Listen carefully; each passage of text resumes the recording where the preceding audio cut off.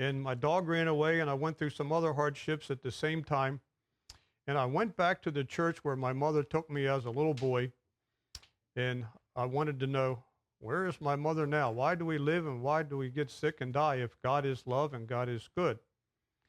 So I gave my heart back to the Lord.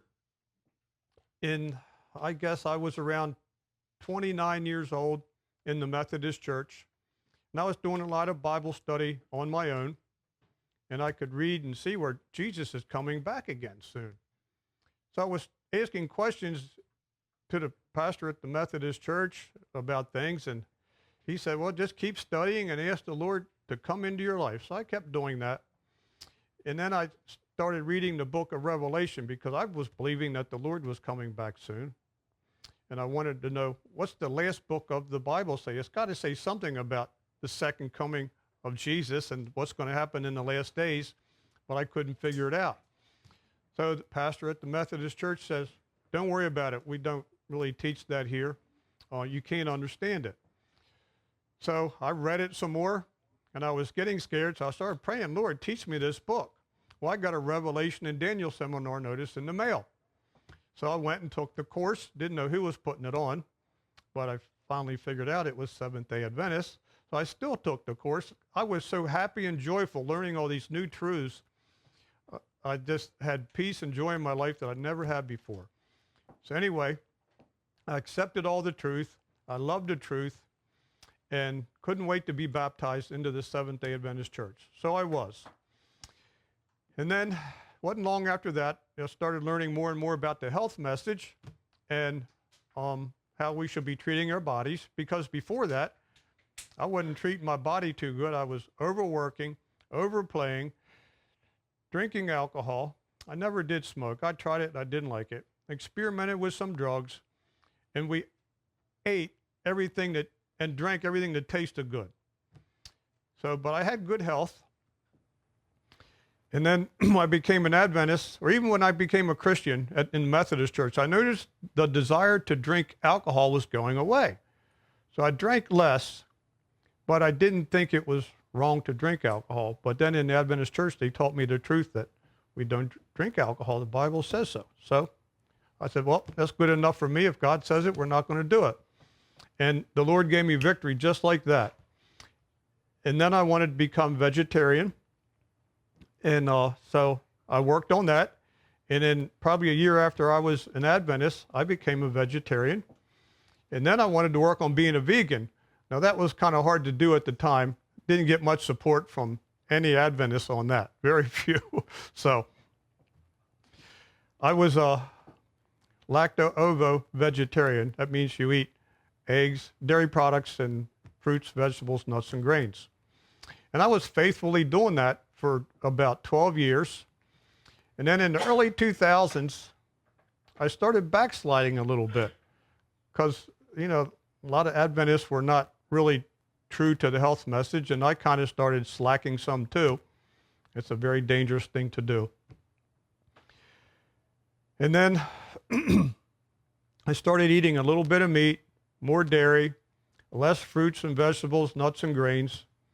And then I started drinking coffee every now and then, and Cokes, soda pops, and they are very bad for you. Soda pops are basically poison. Too much sugar, caffeine, very bad for you.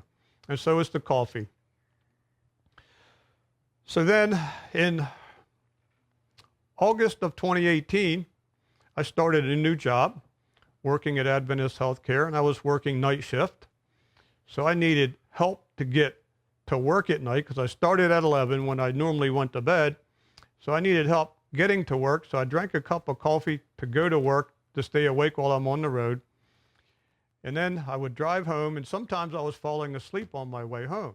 So I thought, you know what, it's better to drink a cup of coffee in the morning too so I can make it home without falling asleep. So I did it, and my conscience bothered me so bad. I felt so guilty, but I'd be drinking the coffee to stay awake, and I'd be asking the Lord to forgive me for doing this. So I was drinking coffee and Cokes and junk to stay awake and to get energy. And Like I said, I felt terrible guilt about it. And then I thought it's time for a physical. I hadn't had a physical since 2017. And in 2017, my physical was perfect. My blood work was perfect. Everything was fine. So I went and got a physical in 2018 of September. No, excuse me. That's when I started working at Adventist Healthcare in 2018. I got the physical in September of 2020. So it had been 3.5 years since my last physical. And I thought, since I'm working nights, I need to have a checkup more often. So the checkup went really well.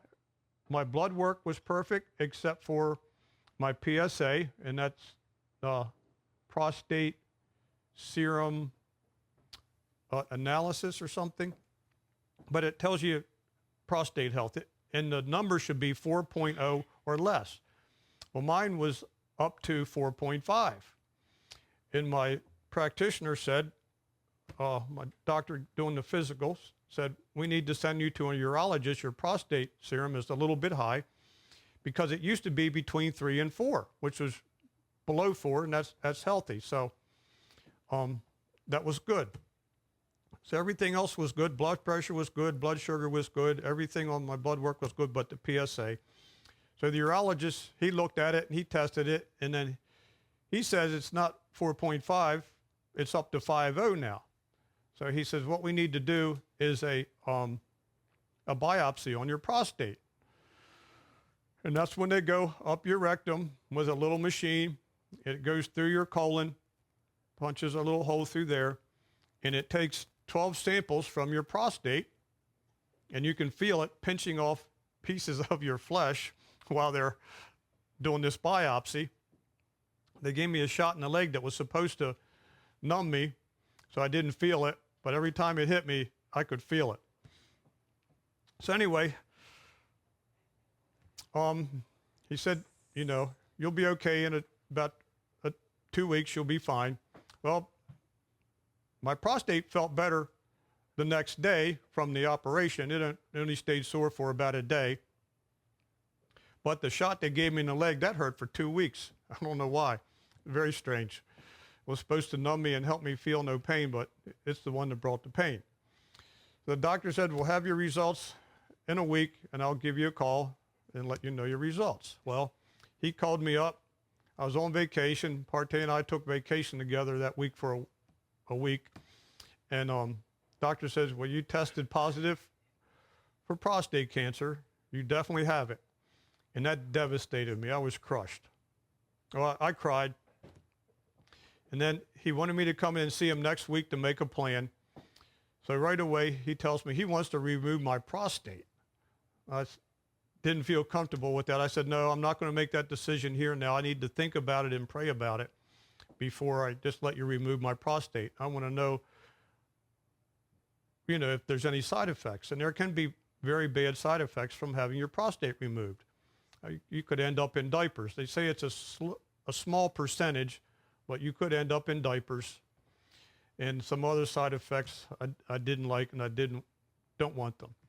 So he said, you know, don't worry. He said, you could live 5 to 15 years if you do nothing. And I thought, well, that's pretty good. But he says, we should take it out soon, just to be safe. So I said, okay, I'll let you know.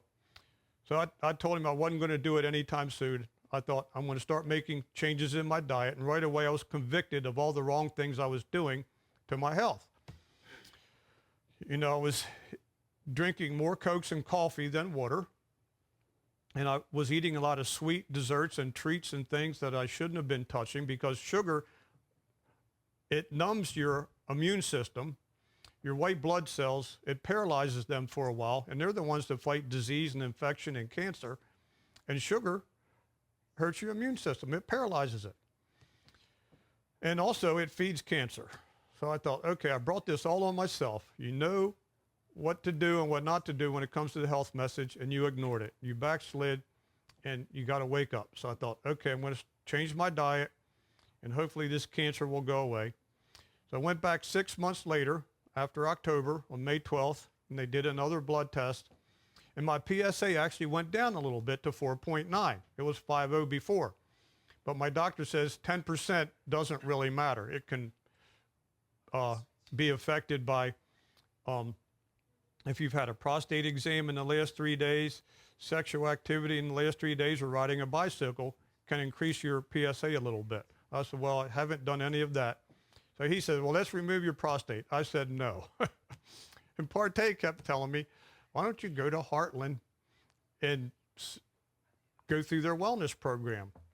And I kept thinking, you know, I don't think Heartland Wellness Center was up to date enough with their cancer treatments. I thought maybe they were behind times, but I thought, okay, I'm going to look and see if they have a website and check them out.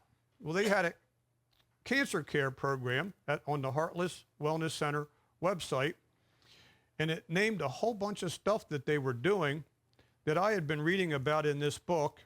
And I also have another book at home called Cancer Care about all these new natural path treatments that are very successful in healing cancer. So some of the things I learned about in the books were vitamin C IVs can help kill cancer. And I've had about 6 of those treatments since July 5th. Ozone treatments can also help kill cancer, because when you have a lot of oxygen in your blood, that helps fight cancer. It's when your blood gets low on oxygen that cancer can strive and survive and get stronger better. So they did ozone treatments, the vitamin C IV treatments. Now, vitamin C IV treatments, what that does, they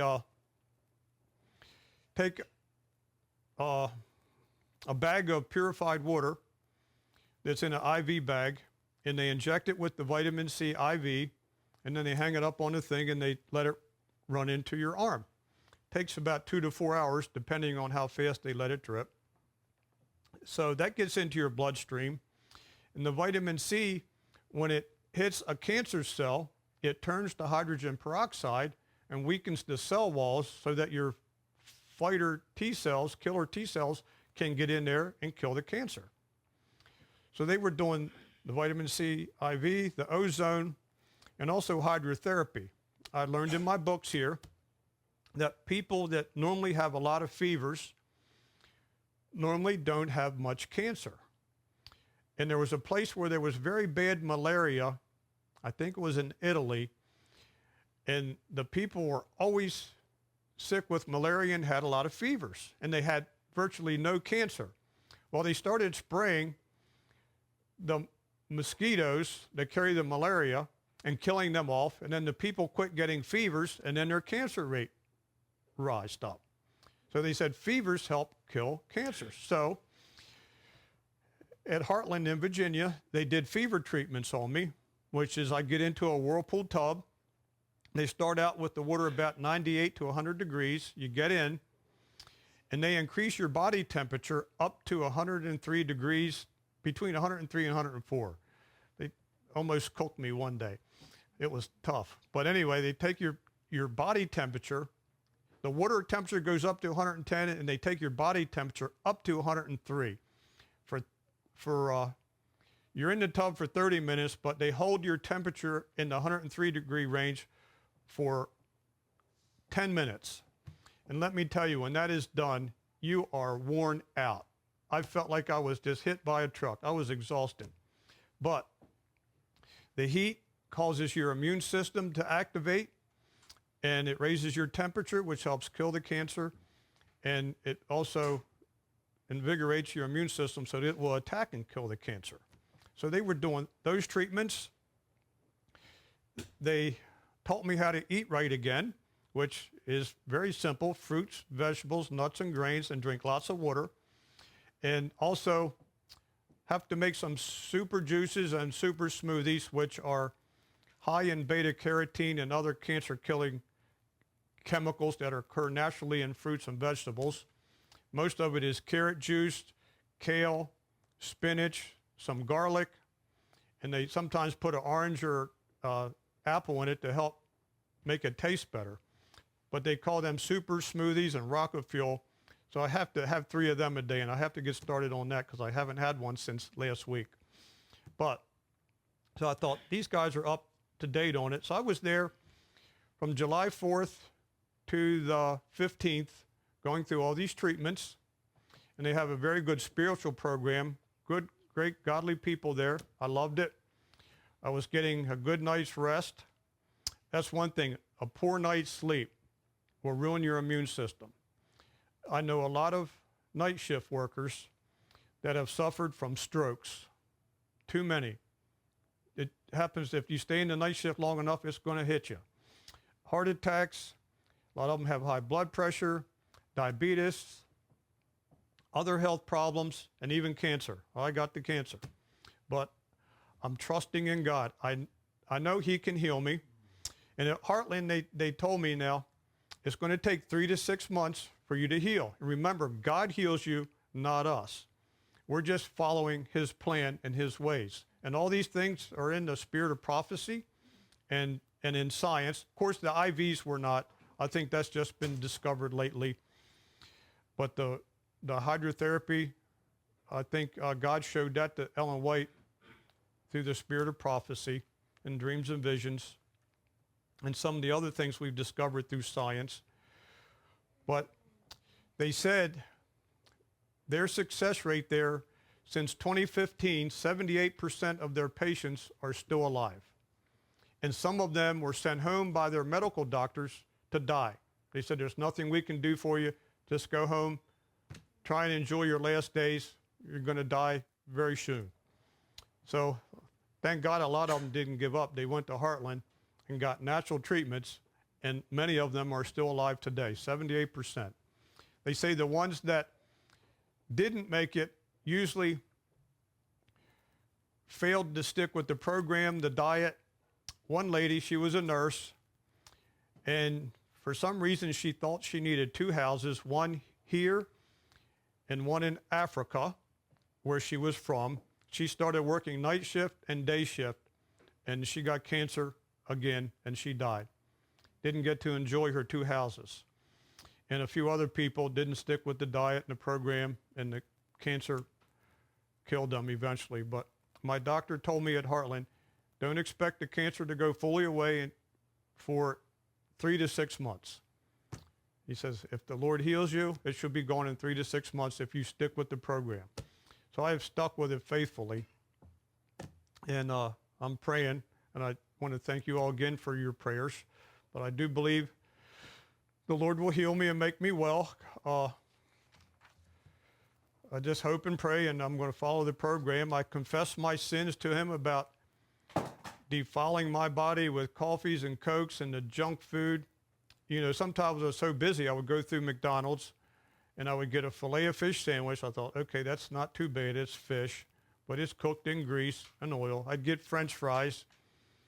And even though I liked all these things, it was a compromise. I was so busy working all the time. Sometimes I worked 16-hour days, 80-hour weeks, and I believe it was the straw that finally broke the camel's back. It pushed me over the edge, and I got prostate cancer.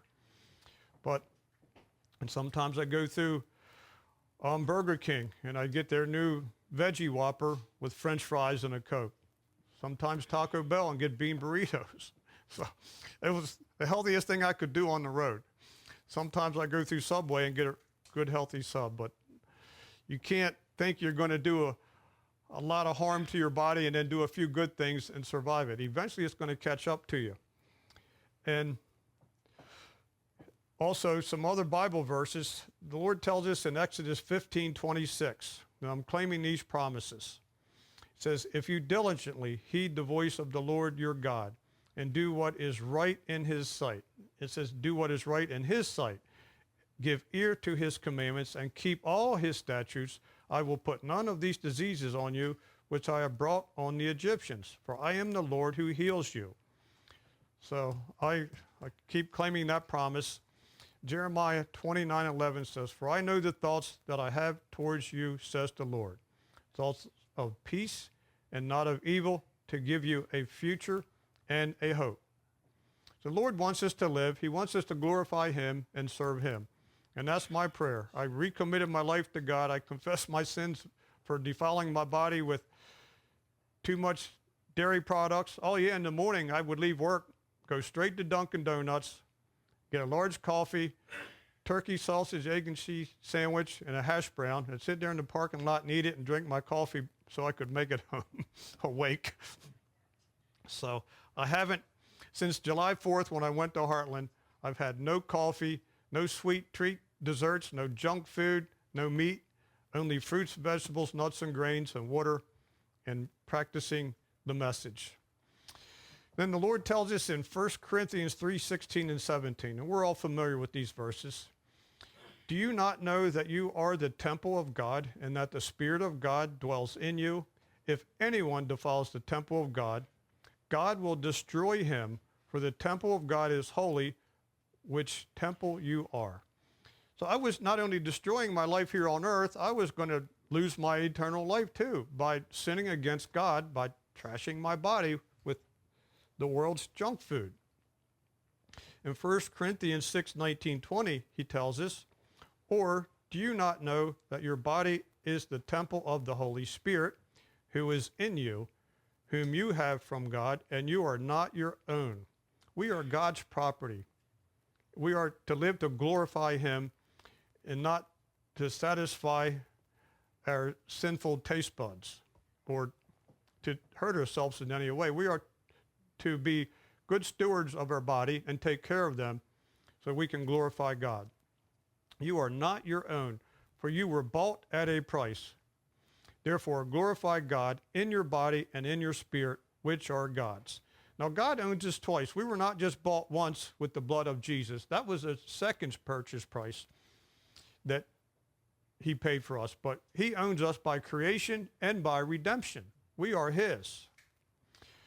And then Jesus tells us in John 10:10, the thief does not come except to steal and to kill and to destroy. And that's what the devil was doing to me, and I was allowing him to do it. I just let it happen. I was participating with him, but not anymore.